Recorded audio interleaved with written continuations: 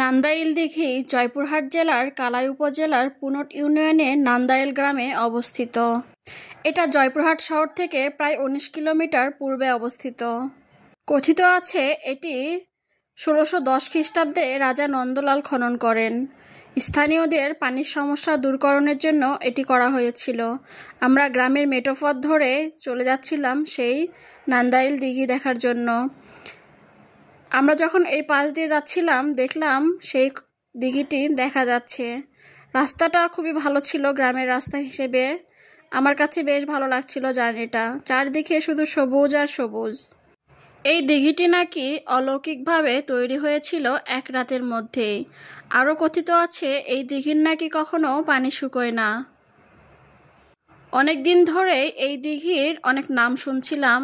যেহেতু ঘোরাঘুরি করতে আমরা মোটামুটি পছন্দ করি, মোটামুটি বলবো কেন, খুব পছন্দ করি, আর বাবুও ঘোরাঘুরি করতে বেশ পছন্দ করে, তাই আমরা ফ্যামিলি নিয়ে আমাদের পঙ্খিরাজ নিয়ে চলে গিয়েছিলাম সেই নান্দাইল দিঘি দেখার জন্য।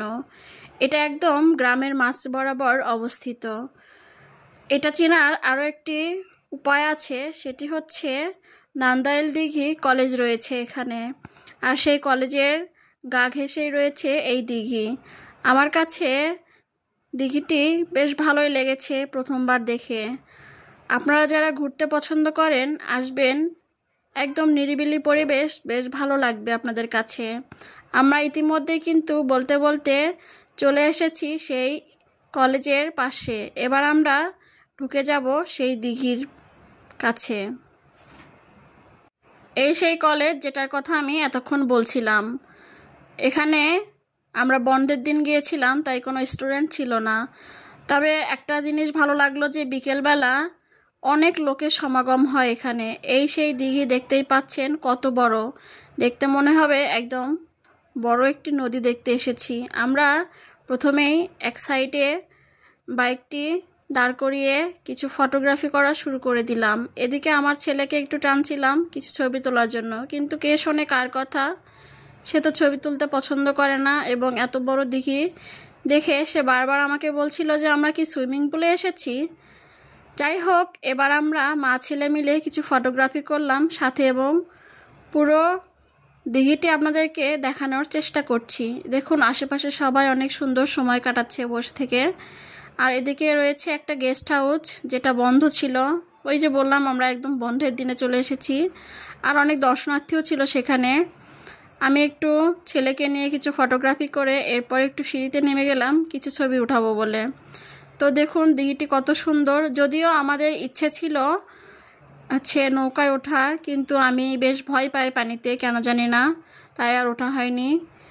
আর আমি তো বারবারই ঘুরিয়ে ঘুরিয়ে আপনাদেরকে দেখাচ্ছিলাম যে জায়গাটা কত সুন্দর।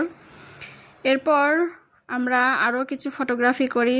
আমার ছেলে, ওই যে বললাম, ছেলে একদমই ফটোগ্রাফি করতে চায় না, তাই নিজে একা একাই কী করব, দাঁড়িয়ে কিছু ছবি উঠালাম। এরপর আরেকটা জিনিস আমার চোখে পড়লো, সেটা হচ্ছে এই দিঘিতে মনে হয় প্রচুর মাছ রয়েছে।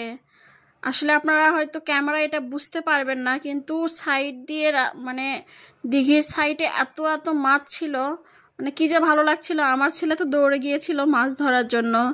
তো যাই হোক, এখানে আমরা বেশ কিছু সময় কাটিয়ে দেখলাম পাশে হচ্ছে ফুচকা, ঝালমুড়ি এগুলো বিক্রি করছে। তবে খাবার মান খুব একটা ভালো নয়। একটা কথাই বলার আছে যে এখানকার খাবারের মান ভালো করতে হবে, কেননা এখানে অনেক দর্শনার্থী আসে।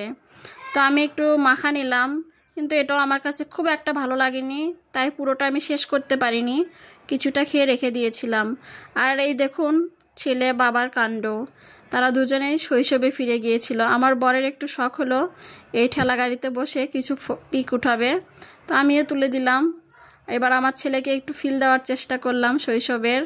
তো এরপর আমরা সেখানকার পর্ব মিটিয়ে চলে আসলাম বাড়িতে। আপনাদের কাছে কেমন লাগলো ভিডিওটি অবশ্যই জানাবেন, আর যারা এখনও জায়গাটি দেখেননি অবশ্যই যাওয়ার চেষ্টা করবেন, ভালো লাগবে। আবারও দেখা হবে অন্য কোনো স্থানে বা অন্য কোনো ভিডিও নিয়ে। সবাই ভালো থাকবেন, সুস্থ থাকবেন। ধন্যবাদ সবাইকে। আল্লাহ হাফেজ।